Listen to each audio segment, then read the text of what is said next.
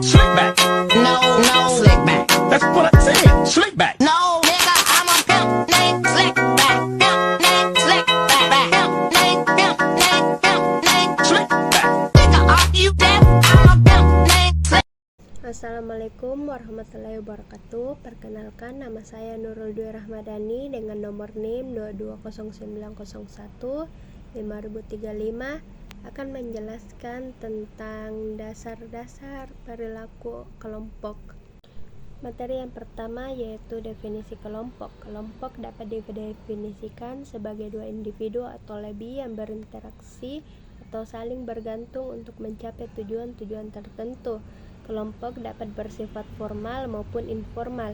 Kelompok formal didefinisikan melalui keberadaan struktur organisasi dengan penugasan kerja yang ditetapkan untuk menentukan tugas-tugas. Sedangkan kelompok informal adalah yang tidak ditetapkan struktur secara formal atau tidak ditentukan secara organisasi. Kelompok-kelompok formal adalah susunan yang terbentuk secara alamiah dalam lingkungan kerja yang nampak sebagai tanggapan atas kebutuhan kontak sosial. Materi selanjutnya yaitu tahap-tahap pembentukan kelompok.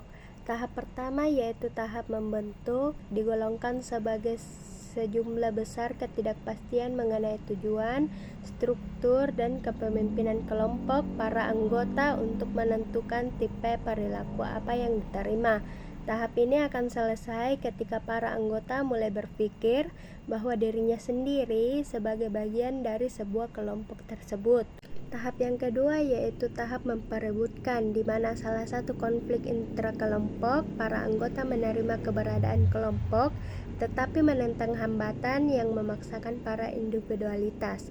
Terdapat konflik tentang siapa yang akan menjadi pengendali kelompok. Ketika tahap ini selesai, akan terdapat suatu hierarki kepemimpinan yang relatif jelas di dalam kelompok tersebut. Pada tahap ketiga, hubungan yang dekat akan berkembang dan kelompok akan menunjukkan kekompakan. Sekarang terdapat rasa identitas kelompok yang kuat dan persahabatan. Tahap menyusun norma ini selesai ketika struktur kelompok mengeras dan kelompok telah berasimilasi serangkaian ekspektasi umum mengenai apa yang mendefinisikan perilaku anggota yang benar. Pada tahap keempat adalah performing. Struktur pada poin ini sepenuhnya fungsional dan diterima. Energi kelompok telah berpindah dari mengenal dan memahami satu sama lain sehingga mengerjakan tugas yang ada. Bagi kelompok, kerja yang permanen mengerjakan adalah tahap terakhir dalam pengembangan. Namun untuk komite, tim, satuan tugas, dan kelompok yang bersifat sementara yang memiliki tugas yang terbatas untuk mengerjakan, tahap pembubaran adalah untuk mengakhiri kegiatan dan mempersiapkan diri untuk pembubaran. Beberapa anggota kelompok optimis bersenang-senang atas pencapaian kelompok anggota lainnya lebih tertekan karena kehilangan persahabatan dan pertemanan yang didapat selama kelangsungan kerja kelompok. Materi selanjutnya yaitu properti kelompok. Kelompok pekerja bukanlah tidak terorganisasi massa, mereka memiliki properti yang membentuk perilaku para anggota dan membantu menjelaskan serta memprediksi perilaku individu di dalam kelompok, sama halnya dengan kinerja kelompok itu sendiri. Satu yaitu peran dalam kelompok merujuk pada tugas, tanggung jawab, dan fungsi yang ditugaskan kepada para anggota kelompok. Setiap anggota kelompok memiliki peran khusus yang mereka mainkan untuk mencapai tujuan kelompok. Peran dapat berupa pemimpin, koordinator, dan pengambilan keputusan atau peran pelaksanaan. Peran yang jelas atau terdefinisi dengan baik membantu kerja koordinasi upaya dan meningkatkan efisien kelompok. Yang kedua yaitu norma. Norma kelompok adalah aturan dan harapan yang mengatur perilaku anggota kelompok. Norma kelompok mencakup nilai-nilai, keyakinan, dan perilaku yang dianggap tepat dan diharapkan dalam konteks kelompok. Norma ini dapat berkaitan dengan etika kerja, kerjasama, partisipasi aktif, atau cara berkomunikasi. Norma kelompok berperan penting dalam membentuk budaya kelompok dan mempengaruhi perilaku anggota kelompok, menerapkan dan mengikuti norma kelompok yang sehat dan konstruktif, memungkinkan kelompok untuk berfungsi dengan baik dan efektif. Yang ketiga yaitu status. Status dalam kelompok mengacu pada posisi relatif anggota kelompok dalam hierarki atau tingkat pengaruh. Status dapat diberikan berdasarkan pengetahuan, keterampilan, pengalaman, atau kontribusi yang dianggap berharga dalam konteks kelompok. Individu dengan status yang lebih tinggi mungkin memiliki kekuatan pengaruh yang lebih besar dalam pengambilan keputusan dan arah kelompok. Status dalam kelompok dapat mempengaruhi dinamika kekuasaan, pengambilan keputusan, dan interaksi antar anggota. Yang keempat yaitu besaran. Besaran suatu kelompok dapat mempengaruhi keseluruhan perilaku kelompok, tetapi pengaruhnya tergantung pada apa variabel dependen yang kita amati. Kelompok dengan puluhan atau lebih para anggota baik untuk mempengaruhi input yang beragam. Jika tujuannya adalah untuk menemukan kenyataan, maka makin besar kelompok seharusnya semakin efektif. Kelompok yang lebih kecil, sekitar 7 anggota, lebih baik saat melakukan sesuatu yang produktif dengan input tersebut. Salah satu dari temuan yang paling penting mengenai besaran kelompok dengan memperhatikan kemalasan sosial, kecenderungan bagi para anggota untuk mengeluarkan sedikit upaya ketika bekerja secara kolektif daripada secara sendiri. Hal ini secara langsung menentang asumsi bahwa produktivitas kelompok sebagai suatu keseluruhan sedikitnya sama dengan jumlah produktivitas para individu yang berada di dalamnya. Yang kelima yaitu kekompakan.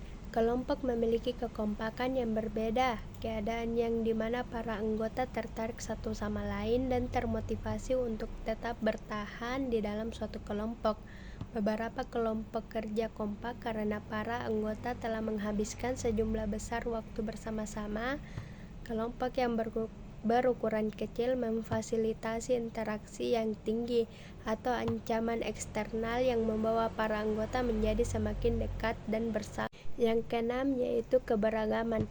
Properti terakhir dari kelompok adalah keberagaman di dalam anggota kelompok atau keadaan yang dimana para anggota kelompok sama dengan atau berbeda dari satu sama lain. Keberagaman terlihat untuk meningkatkan konflik kelompok, terutama dalam tahap awal masa jabatan kelompok yang dimana seringkali menurun moral kelompok dan meningkatkan tingkat berhentinya anggota. Materi selanjutnya yaitu pengambilan keputusan kelompok. Pengambilan keputusan kelompok timbul dari keyakinan terdapat 2 orang atau lebih. Kelebihannya yaitu kelompok dapat menghasilkan informasi dan pengetahuan yang lebih lengkap dan membawa heterogenitas dalam mengambil keputusan. Kelemahannya adalah waktu yang lebih banyak, tekanan konformitas, keinginan untuk diterima dalam kelompok dapat mengganggu keputusan yang dibuat, akan timbul ketidakjelasan tanggung jawab dan ada dominasi keputusan yang terjadi. Kelompok versus individualitas. Kekuatan pengambilan keputusan kelompok dengan menggabungkan sumber daya dari beberapa individu, maka kelompok akan membawa lebih banyak input serta heterogenitas ke dalam proses keputusan.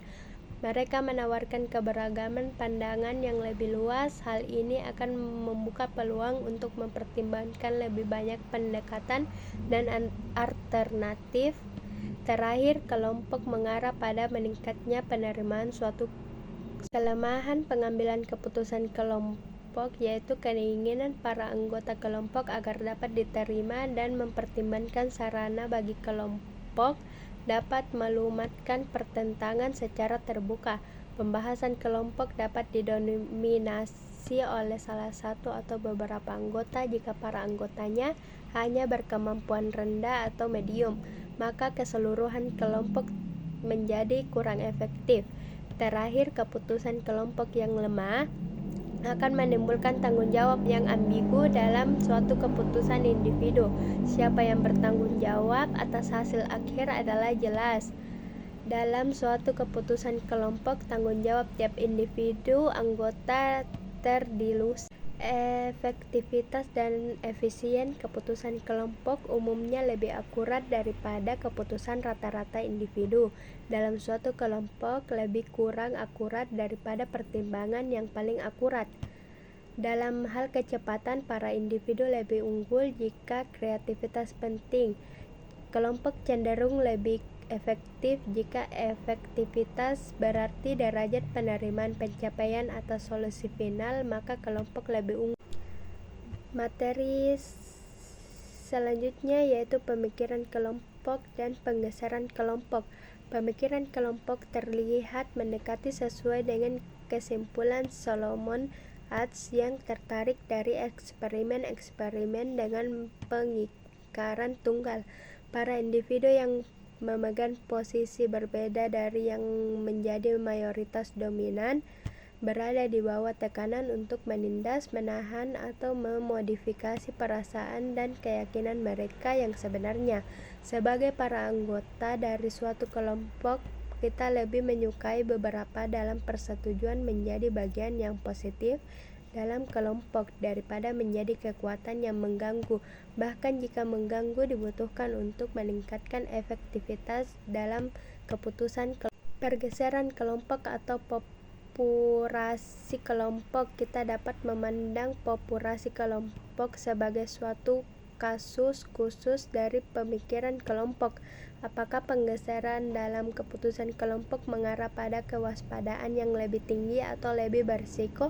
Tergantung pada norma sebelum pembahasan dominan. Penggeseran yang mengarah pada populasi telah menghasilkan beberapa penjelasan. Materi selanjutnya yaitu teknik-teknik dalam pengambilan keputusan. Yang pertama yaitu sumbang pendapat adalah suatu proses yang menghasilkan gagasan yang secara spesifik mendorong beberapa dan seluruh alternatif beberapa kritikan atas alternatif tersebut. Sumbang pendapat dapat menghasilkan gagasan-gagasan, tetapi bukan suatu cara yang efisien. Riset secara konsisten memperlihatkan para individu bekerja sendiri untuk menghasilkan lebih banyak gagasan daripada suatu kelompok dalam suatu sesi sumbang pendapat. Yaitu teknik kelompok nominal adalah suatu metode pengambilan keputusan kelompok di mana para anggota individu akan bertemu berhadapan muka untuk menyatukan pertimbangan-pertimbangan mereka dalam suatu cara yang sistematis tetapi independen. Kelebihan utama dari teknik kelompok nominal adalah bahwa teknik ini memungkinkan para kelompok untuk bertemu secara formal tetapi tidak menghambat pemikiran yang independen, seperti yang dilakukan para kelompok yang berinteraksi